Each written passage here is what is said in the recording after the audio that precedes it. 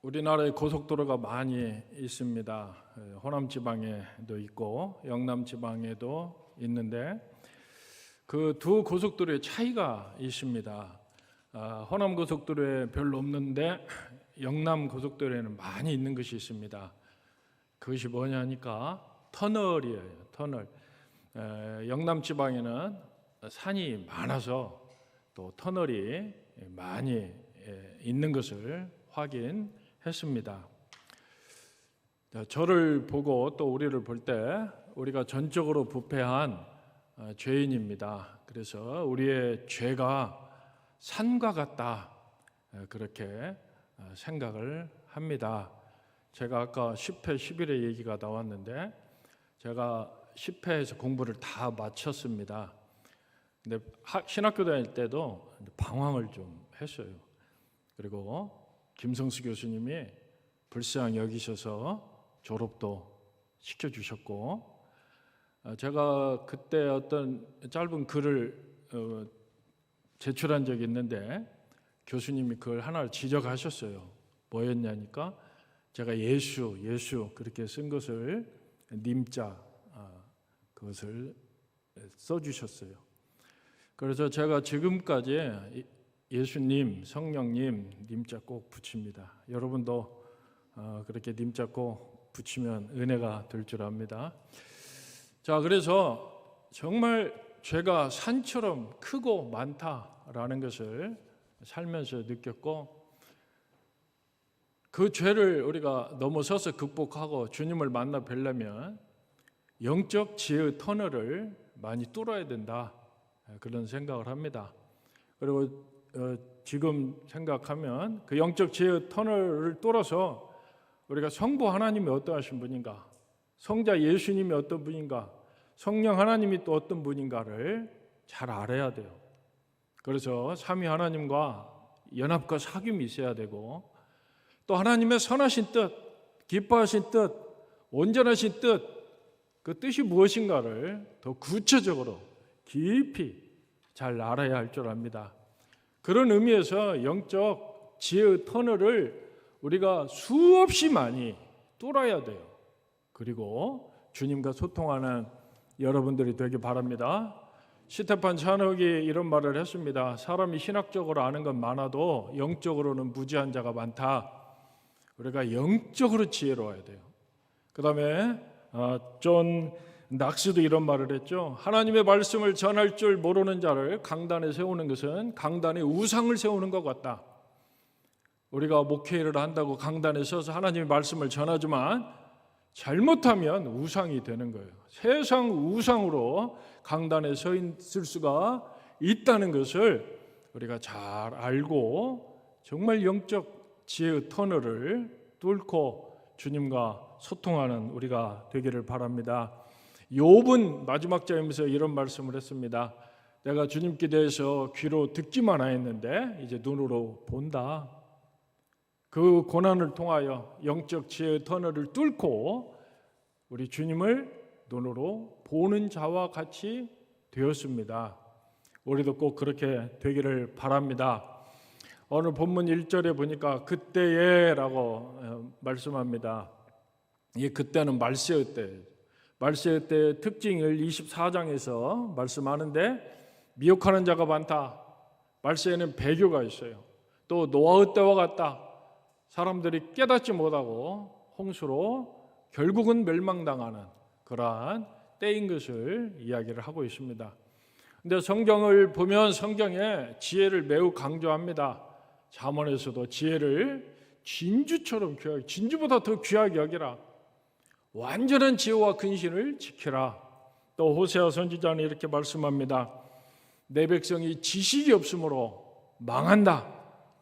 내가 지식을 버렸으니 나도 너희를 버려서 제사장 되지 못하게 한다. 너희가 하나님의 율법을 잊었으니 나도 내 자녀들을 잊어버리겠다. 그렇게 말씀을 합니다. 여러분들 자녀가 하나님으로부터 잊음받기를 원합니까? 그러면 여러분들 하나님의 율법을 잊어버리면 됩니다. 사도 바울은 예수님 안에는 지식과 지혜의 모든 보화가 있다고 했습니다. 예수님을 믿는 자에게는 그를 통하여 지식의 광채가, 지혜의 광채가 비춰야 할 줄 압니다. 오늘 본문을 보면 지혜로운 자와 지혜 없는 자가 딱 반으로 나뉘는 것을 알 수가 있습니다. 10명 중에 5명씩 그렇게 나뉩니다.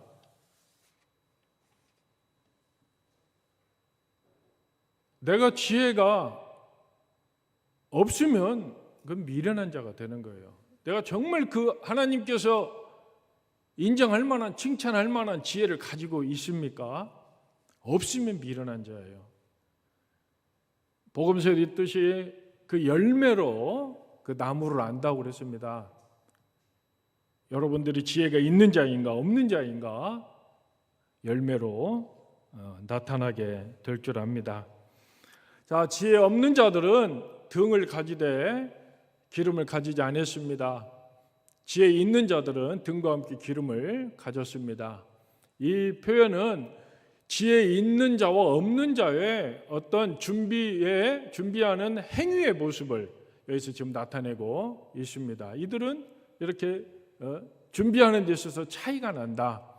그러나 지혜 있는 자와 지혜 없는 자의 그 결과에 대해서 사도 바울은 로마서 8장에서 말씀합니다. 육의 생각은 사망이요 영의 생각은 생명과 평안이다. 그렇게 말씀합니다. 지혜 없는 자들은 육의 생각을 지금 한 거예요. 그리고 결국 사망에 이르고 지혜 있는 자들은 영의 생각을 하는 자요 생명과 평안을 누리게 됩니다. 자, 예수님 안에서는 우리가 새 사람이 된다고 그랬습니다. 지식에까지 새롭게 된다고 그렇게 말씀했습니다. 그래서 우리가 위의 것을 쫓고 땅의 것을 찾지 마라 그렇게 이야기를 했습니다. 위의 것을 생각하라 그렇게 말씀을 했습니다. 그러니까 지혜 있는 자, 그는 영의 생각을 하는 자요 위의 것을 참으로 사모하고 좋아하는 자입니다. 지혜 없는 자들은 땅의 것에 상당히 관심이 많죠. 그분들은 보면 교회와 사람에 대해서는 많은 말을 할 수 있습니다. 그러나 예수님과 성경에 대해서는 깊이 있게 말하기가 어려워요. 그러나 지혜 있는 자, 영의 생각을 하는 사람은 성경에 관심이 많아요. 세상에 무엇보다도 하나님의 말씀인 성경을 가장 사랑하고 좋아합니다.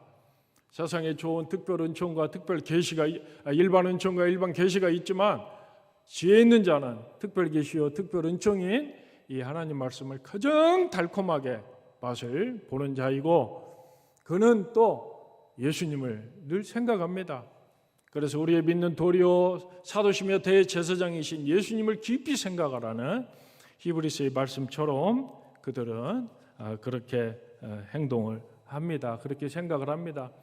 우리 수업 시간에 박윤선 목사님도 이 부분을 말씀하신 걸 기억할 수가 있습니다. 자, 히브리서 6장에도 보면은 그리스도의 초보에 머물지 말고 완전한 데 나아가라 그렇게 말씀을 했어요. 지혜 있는 자는 완전한 데로 나아갑니다. 더욱더 발전하고 영적으로 성장해 가요. 그러나 지혜 없는 자들은 초보에만 머물러 있게 될 것입니다. 제가 어느 날 집에서 성경을 펴놓고 이렇게 앉아 있는데 이런 말씀이 딱 이런 생각이 들었습니다. 절대 선에 집중하면 절대 가치를 누린다. 그 생각이 들었습니다. 우리가 평생에 절대 선에 집중을 하면 영원히 절대 가치를 누리게 될 줄 압니다. 이 지혜로운 5 처녀는 신랑이신 예수님에게 절대선이신 이 예수님에게 집중을 했어요. 집중. 그리고 등과 함께 기름을 준비했습니다. 이 지혜로운 처녀들이 기름을 준비하면서 어떤 생각을 했을까요? 자, 신랑이 혼인 절차를 마무리하고 밤 늦게 올 수도 있는데 늦게 올 때 만약에 등불이 다 꺼져 있으면 얼마나 모욕적인 일인가. 결코 절대적으로 등불이 꺼질 수는 없다. 그런 마음으로 기름을 준비를 했습니다. 그리고 그들은 절대 가치인 혼인잔치에 들어가 복락을 누리게 됩니다. 그러나 이 지혜롭지 못한 다섯 처녀들은 어떤 생각을 했을까요? 그는 신랑보다 혼인잔치에 더 관심이 있었지 않나, 그렇게 생각이 듭니다. 자, 혼인잔치에는 필수적인 게 뭡니까? 사람들이 뭘 좋아해요? 자, 포도주를 좋아할 거예요. 향기 나는 그런 포도주는 어울리는데 혼인잔치에 기름은 어울리지 않습니다. 기름이 또 튀기고 사람들 옷에 묻으면 또 어떻게 되겠어요? 자기도 싫고 사람들도 싫고 또 같이 있는 다섯 처녀들 그들 다 싫어하는 게 기름이 아니겠나, 그렇게 생각을 했습니다. 그래서 그들은 신랑에 집중하기보다 혼인잔치에 집중을 했습니다. 그리고 그들은 혼인잔치에 못 들어가게 됐습니다. 자, 하나님에게 집중하는 자, 하나님께서 그들에게 지혜를 주십니다. 자, 아브라함을 한번 살펴보겠습니다. 하나님께서 아브라함에게 나는 전능한 하나님이라 말씀을 하셨고 백세에 이삭을 선물로 주셨습니다. 약 15세 지난 후에 하나님께서 아브라함에게 이삭을 번제로 바치라고 할 때 아브라함이 순종하여 바치며 무슨 생각을 했습니까? 전능한 하나님께서 이삭을 부활케 하실 것이다. 나는 바친다. 하나님이 부활케 하실 것이다. 그 믿음으로, 그 마음으로 바쳤어요. 자, 이삭의 아버지의 재물은 어디에 있습니까? 하나님이 준비하실 것이다 이야기를 했고, 아브라함이 말한 대로 하나님께서 순양을 예비해 주셨습니다. 자, 아브라함은 하나님이 전능한 하나님이신 걸 분명히 알았고 또 이삭에게 또 전하여 가르쳐 주었습니다. 또 하나님은 모세를 부르셨어요. 부르셔서 말씀합니다. 모세가 하나님 이름이 무엇입니까? 물어봤을 때 나는 자준자다, 나는 나다 라고 말씀을 했어요. 그 뜻은 어떤 의미입니까? 언약을 시작한 내가 언약을 반드시 성취한다, 이룬다, 그런 뜻을 가지고 있습니다. 그래서 모세는 그 말씀의 뜻을 깨닫고 바로를 상대로 용감하게 싸웠고 출애굽했습니다. 또 여호수아도 모세에게 그걸 배웠죠. 언약을 성취하시는 하나님이심을 분명히 알고 또 가나안 정복 사역을 용맹스럽게 감당했습니다. 또 하나님께서는 또 사도 바울에게 지혜를 주십니다. 사도 바울은 이렇게 고백합니다. 내가 예수 그리스도와 그의 십자가에 못 박힌 것 외에는 아무것도 알지 않기로 작정했다 그랬어요. 자, 예수님이 우리의 구주십니다. 그런데 예수님이 십자가로 어떻게 하셨어요? 승리하셨어요. 십자가 지고 충성하셨고 십자가로 승리하셨지 다른 걸로 승리하지 않으셨어요. 십자가 끝까지 붙잡고 예수님께서 하나님께 충성하고 승리하셨어요. 그래서 사도 바울이 우리에게 그런 걸 가르쳐 주시는 겁니다.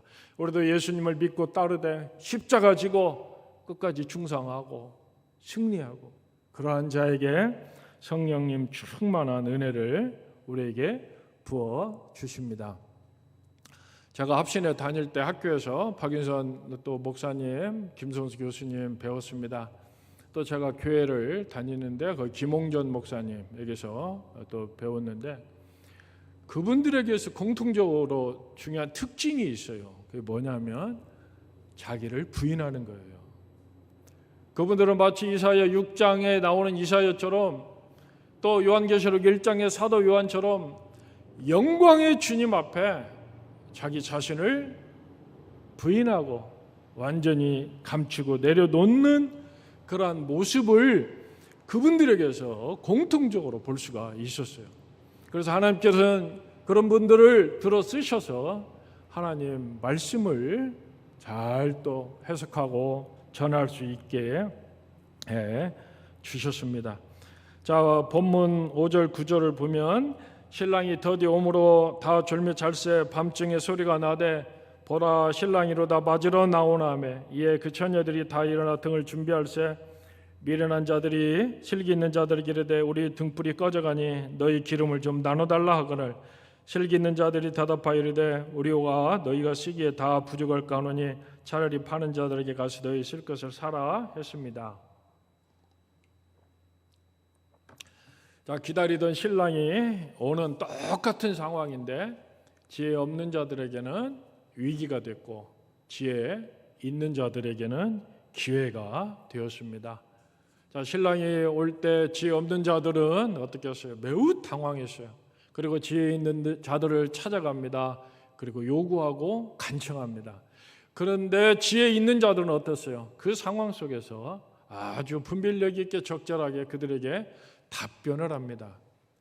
자, 지혜 없는 자는 위기의 때 사람을 찾아가고 막 간청을 하고 지혜 있는 자들은 그런 상황에서 답변을 해줄 수가 있습니다.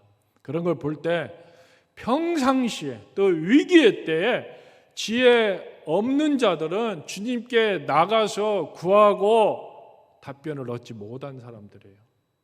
지혜 있는 이 처녀들은 평상시 위기의 때 주님께 나아갑니다. 그리고 답변을 얻어요. 창세기 32장에서 야곱은 어떻습니까? 예수를 만나는 그 위기의 때 주님께 나갔잖아요. 야복강가에서 밤새 기도를 하고 이스라엘이 됩니다. 엘리야는 열왕기상 19장에서 로뎀나무 안에서 지금 내 생명을 거두시옵소서 하고 주님께 나갈 때 호렙산에서 미세한 음성을 듣습니다. 답을 얻어요. 사도 바울은 어떻습니까? 육체의 가시가 있고 주님 앞에 그걸 가지고 나갈 때 어떤 답을 얻습니까? 내가 약할 때 강해진다, 온전해진다 라는 답을 그렇게 얻게 됩니다.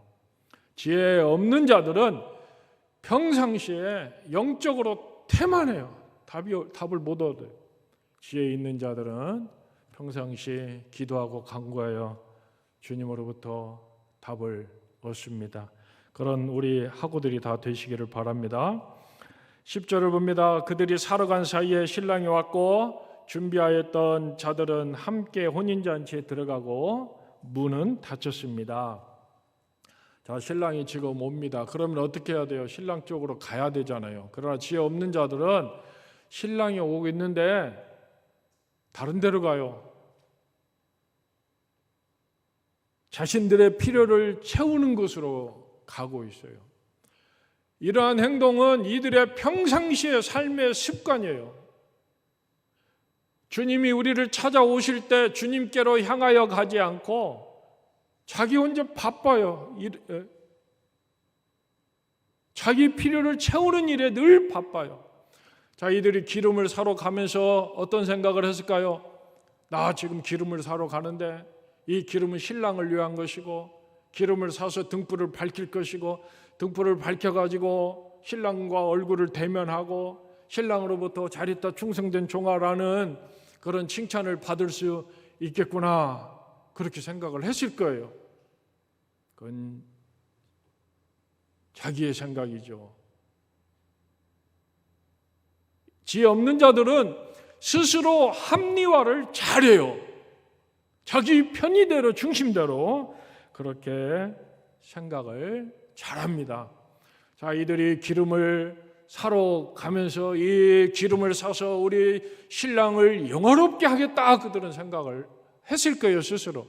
그러나 실상은 신랑을 영화롭게 하기 위한 것이 아니라 자기가 영광스럽게 되려고 혼인잔치 들어가고 싶어서 그렇게 했던 일입니다. 자, 그러나 지혜 있는 자는 신랑이 올 때 신랑을 기쁘게 기다리거나 그 앞으로 나가요. 오늘도 주님께 늘 기쁜 마음으로 깨어 나아가는 우리가 되기를 바랍니다. 지혜로운 자들은 고린도전서 1장에 있듯이 예수님이 우리에게 지혜와 의로움과 거룩함과 구속함이 되신다고 하셨어요. 그래서 지혜로 예수님을 알아가고, 의로움으로 예수님을 따르고, 거룩함으로 예수님을 닮고, 구속함으로 예수님과 연합되고, 삼위 하나님과 사귐을 갖는 그런 삶을 그는 열심히 부지런하게 그렇게 살아갑니다. 자, 11절 12절을 봅니다. 남은 처녀들이 와서 이르되 주여 주여 우리에게 열어주소서. 대답하여 이르되 진실로 너희에게 이르노니 내가 너희를 알지 못하노라 말씀했습니다. 자, 지혜 있는 자들은 신랑과 함께 혼인잔치에 들어가서 정말 하나님 나라의 의와 평강과 희락을 누리고 있습니다. 그러나 지혜 없는 자들은 닫힌 문을 두드리며 주여 주여 탄식과 절규를 합니다. 그리고 문 열어달라고 그렇게 이야기를 합니다. 자, 요한복음 10장을 보면 예수님은 나는 양의 문이다 그랬어요. 예수님이 문이에요. 예수님이 선한 목자예요. 시편 23편에서도 사망의 음침한 골짜기에서도 주님께서 나와 함께 하신다 그랬습니다. 그 문을 들어가고 나오는 건 문이요 목자이신 예수님과 함께 들어가고 나오게 되는 것입니다. 그런데 지금 이 미련한 자는 따로 있어요. 주님과 자기와 따로. 마태복음 7장에서도 많은 사람이 주여 주여 내가 그날에 선지자 노릇하고 귀신을 쫓고 권능을 행했지 않습니까? 주님이 불법을 행하는 자라고 말씀했습니다. 여기서 왜 그들이 불법을 했습니까? 내가 했다는 거예요. 내가. 이들은 주님과 연합과 사귐이 되어 있지 않은 자들입니다.